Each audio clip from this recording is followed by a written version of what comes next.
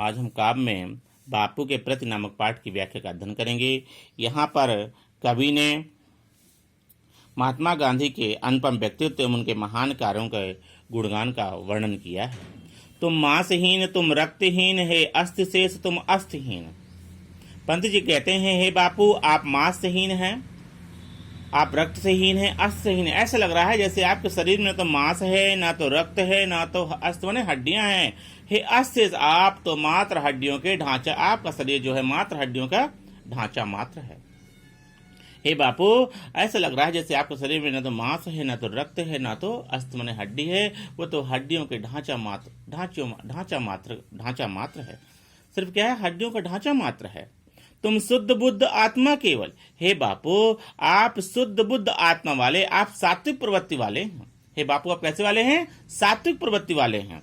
हे चिर पुराण, चिर माने पुराने, चिर माने सदैव, पुराण माने पुराने, और नवीन माने नए। हे बापू आपने पुराने और नए विचारों में समन्वय स्थापित किया है।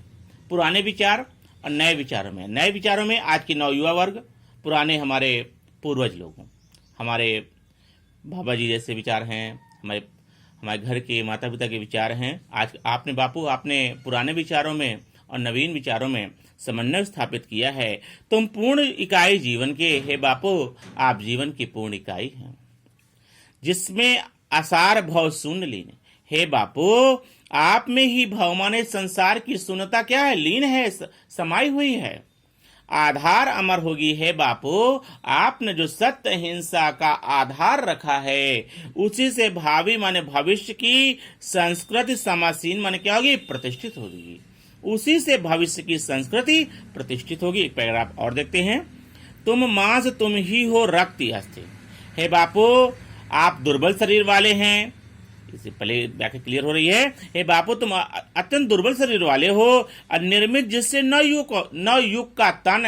हे बापू आपके शरीर से ही इस नवीन युग का क्या हुआ? निर्माण हुआ है। आपके कार्यों से इस नवीन युग का निर्माण हुआ है। तुम धन्य, हे बापू आप धन्य हैं, आपका निस्वार्थ त्याग भी धन्य है।